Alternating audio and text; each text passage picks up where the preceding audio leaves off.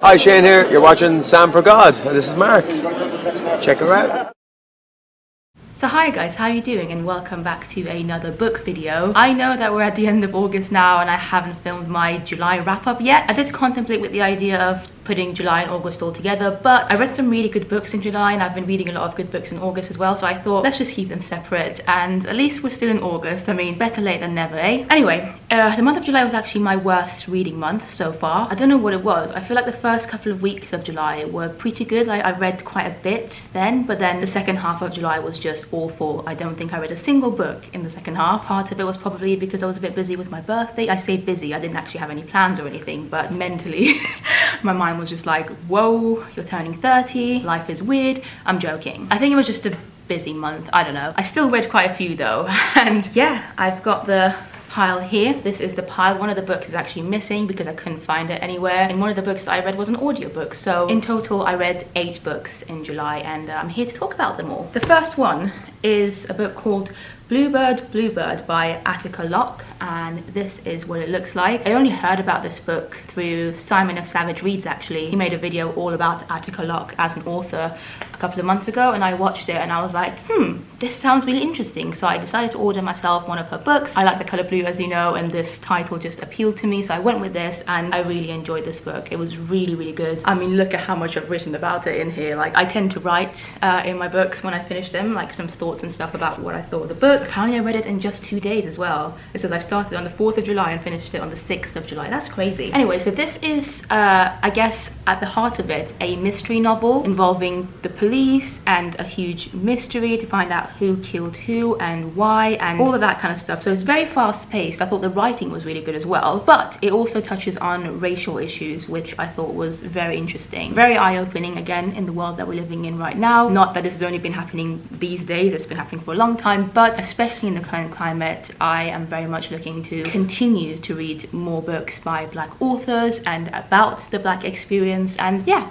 this does have some interesting things to say about being Black. But like I said, the focus of it is definitely not about being Black or anything. At the heart of it, it's like a full-on mystery, killer, murder type of thing. And that's what I actually really enjoyed about it, because I realized it's been a long time since I've read a book like this. I used to really enjoy Agatha Christie novels a couple of years ago, and I read like a few of them, and then I stopped for some reason, and this made me want to go back to that actually, and you'll find out if you watch my next month's video that I've been reading quite a lot of Agatha Christie again. But anyway, this I thought was a very well written book. The setting is in America. It's about this kind of police officer who, yeah, decides to go and find out about what's happening with some murders. I thought all the characters were very well developed, very believable. I continuously wanted to just keep reading to find out what actually had happened and why and everything. So yeah, I really enjoyed it. I think I gave this 4 out of 5 stars, but it's a book that I definitely recommend, especially if somebody's looking to kind of try something a bit different, if you don't normally read like mystery novels. And yeah, I'm genuinely excited to read more by this author. The next book is a book that I've had on my shelves for quite a while now. I want to say like 2 or 3 years, and it's Men Explain Things to Me by Rebecca Solnit. I actually first heard of this book from one of my friends a few years ago. She was reading it at work and I thought it looked really interesting, and so I bought it a few years ago, but like I said, only read it last month. This is a collection of like little essays, I guess. It's a pretty short book, but yeah, it's kind of little essays and little moments and thoughts by the author Rebecca Solnit about men and feminism, I guess, in many ways, and how in many ways, even in 2020, in this day and age, men still get treated much better than women do, and also men continuously feel like they're better than women, if that makes sense, just in their little actions and little things, the way they express themselves, the things they say. I'm not gonna lie, I was expecting a lot more from this book than what it gave me. I didn't hate the book, but I felt like it didn't really show me anything new that I didn't already know either. So I gave this 3 out of 4 stars, I think, but it was a bit of a disappointment, I'm not gonna lie. It's got a great cover, it's got a great premise, but none of the essays I thought were complicated enough or thought-provoking enough for me to actually gain anything from it. Like, I knew everything that she talks about in here anyway. It just made me annoyed, like, because she obviously goes on about a lot of her experiences and stuff with men, and I am aware of these experiences, unfortunately. So reading this just made me more angry at how the world is built and, you know, what men get away with compared to women and stuff. But I felt like it didn't really give me any solutions or hopes or anything. I don't know, I just felt like it was a bit of a meh book, if I'm completely honest. Now, the next book is a book that I've been meaning to read for the longest time. It's by an Iranian author, Marjan Satrapi, and there's a film out from it as well that my parents watched like a few years ago and really raved about. I remember when the film came out, because I already knew that there was a book of it, I refused to watch the film because I was like, no, I need to read the book first. And so like, I never even watched the film when my family watched it. And then I just didn't read the book either because, I don't know, life. But yeah, I finally read it last month and oh my god, it was worth the wait. This book made me feel so many things. Like, obviously I'm Iranian, and so whilst I couldn't completely relate to the experiences of Marjan's childhood growing up, because if you didn't know, this is a graphic novel and it's about Marjan's life before the Iranian Revolution and during the revolution and after that as well. It's a great insight into life in Iran just generally, if you've never been to Iran, which I'm guessing most people haven't. But yeah, even though I wasn't alive during the revolution, I've heard a lot about it, obviously, because my parents were alive, and also I grew up in Iran, like I know what it was about and everything. And whilst things have changed a little bit since the revolution, a lot of the stuff that she talks about here are still the same, and they're like experiences and stories that I've heard all my life from relatives and family members and friends that have always just made me sad. And like I said, some of them are things that still happen in Iran, and it was just really sad. I'm not gonna lie, I read it, I cried a couple of times. Like, I never thought a graphic novel could make me cry, but this did. It's really well told, the story, the artwork's really good as well. This isn't actually my main copy. I read it with the hardback. I've got two versions of Persepolis, so the book I read from was the hardback that I can't find at the moment for some reason, but I also had the paperback from years ago, so I've got two versions of this, and I'm probably going to keep both of them because I really enjoyed it. But yeah, this is a book that I would highly recommend. Obviously there's a film of it out as well, so if you want to watch the film, or if you've already watched the film, you probably already know how great it is. I haven't seen the film yet, but I've heard good things about the film as well, so I'm going to do that. I'm going to watch it at some point. But if you've ever wondered anything about life, I guess, in Iran, especially during the revolution, I think this is a good insight, and as an Iranian person, I would recommend it. I feel like it's gonna open your mind quite a bit about what Iran was actually like, and maybe what it's like a little bit now as well, because I feel like people's perception of Iran as a country are just so off. I don't think I've ever met a person whose idea of what Iran is like has been accurate in any shape or form. So read it. You might learn something, and it's actually really fun. That's arguable. It's a cute read in the sense that the artwork is really good and the stories are at some points very heartwarming, so you'll get a lot out of it. It's not just going to make you sad. So the next book that I read, I couldn't find. Trust me, I spent the past half an hour just looking everywhere in my room, in the house, for this book, but I don't know what I've done with it. But it's a book called The End of the Alphabet, and it's a poetry book. I'll put the cover here so you can see what it looks like. It's by Claudia Rankine, and I read this in like a day because poetry is normally pretty easy for me to read. I really enjoyed it, but I didn't love every single poem, if that makes sense. So I think overall I ended up giving it like a 3 or 4 stars, because the ones that I did enjoy I really loved and I felt like a big connection with, but then there were some that just fully went over my head and I was really confused by. So I don't really know what else to say about it. It's a book that I'm probably going to return to at one point and read again. I tend to do that a lot with poetry books anyway. I like to go back to them and reread them. But yeah, I would recommend it. I wouldn't say it's the best kind of poetry book to start with if you've never read poetry before, but if you're confident with poetry and if you want to try something cute, like for me the title of this book was what obviously attracted me to it, because it's an intriguing title, like The End of the Alphabet,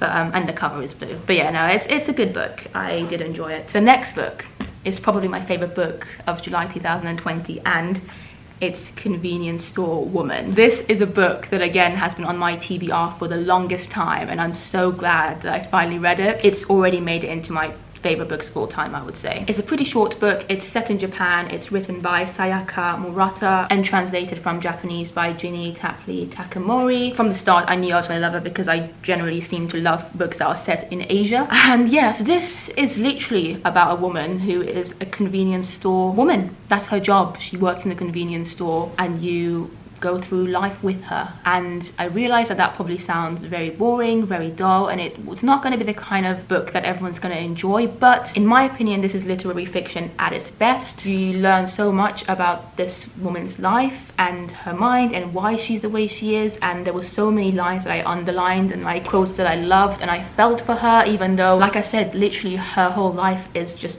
working in this convenience store. But I think I read this in like I don't know, a day or two because it's so short, but throughout the whole time that I was reading it, I felt like I was there. I was in Japan, I was at the store with her, I knew her colleagues, I felt for her. Oh my god, yeah. The woman in this book is just very interesting. I really wanted to know more about why she's the way she is, why she thinks the way she is. I felt for her, I felt bad for her. Lord have mercy, look at what I've written. Like, I have written a lot here. The name of the main character is Kaiko, and yeah, I'm just waiting to see what I've written here because it's been like a month or so since I read it. But I just really connected to the main girl, the protagonist. Like, I wanted to protect her because I understood her. You know, she's different, and I feel like I understand being different completely. I've never been the same as everyone else. I mean, obviously we're all different, but I've always been the one that stands out from the crowd. Like, I've always enjoyed things other people don't. I've always like acted like other people don't, you know, I've worn things that other people don't. I've always embraced my difference and being like true to myself and doing what I want instead of conforming to what the crowd wants me to do, if that makes sense. And a lot of the book is about that. I thought the writing was very, very beautiful, even though it's very simple, like so simple. There's nothing particularly special about it, but it's so nuanced, and there were bits that were very funny, but bits that were also very melancholy. I don't know,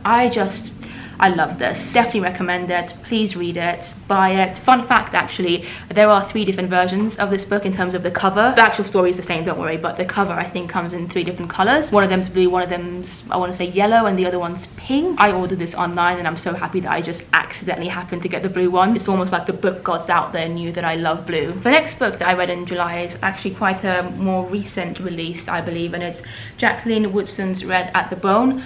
I had been looking forward to this book for a long time, and I think a lot of people have already read it and talked about it on BookTube and on Instagram and stuff. The cover's great. This is about a girl and a boy and their lives, really. Again, I don't really know what to say without giving too much away, but it definitely, again, touches a lot on issues of class and race, about the difficulties that come with both. It's a lot about choices and wanting to fit in, and I love the way it was written as well, because it does go back and forth quite a bit, so it's like a generation, I guess, and you learn about I don't know, the child, the mom, the grandparents, and it was very well written. I enjoyed the story, the characters and everything. I think I gave this a 4 out of 5 stars, but I'm definitely looking forward to reading more by Jacqueline because I loved her writing in particular. Next is an audiobook that I read called Wilder Girls by Rory Power. I've put the cover here for you so you can see it. Phenomenal cover, by the way. Like, doesn't it look beautiful? I only really read this, to be honest, because I was looking for a new audiobook to read, and I was just scrolling through my Audible account and I found this, and I knew that my friend Rakaya had read this recently, so I thought, why not just give it a go.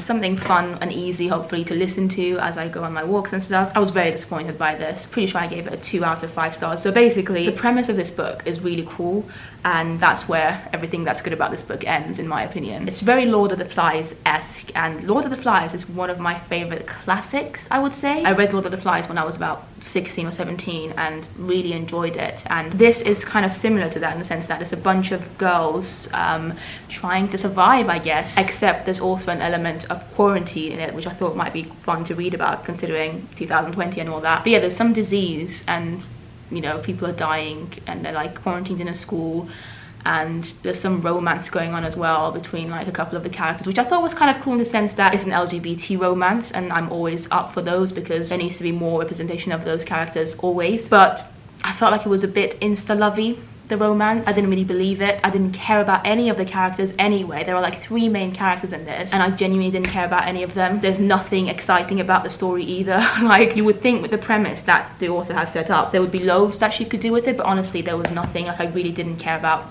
the characters or what was happening because nothing exciting was happening. Like, sure, maybe there might have been some injuries here and there where like, oh, something's happening, but then they were solved straight away. By the end of the book, I felt like nothing had changed. Like, I was the same person as I was when I first started reading the book. I didn't find out much about this disease or anything. Like, I was very disappointed. I think, to be honest, the book probably actually deserves a 1 star, but I gave it a 2 because, I mean, the idea is cool, and like, I didn't hate it. I just really didn't enjoy it, so I saved my 1 stars for books that I actively hate. And finally, I ended the month of July with a book called White is for Witching by Helen Oyeyemi.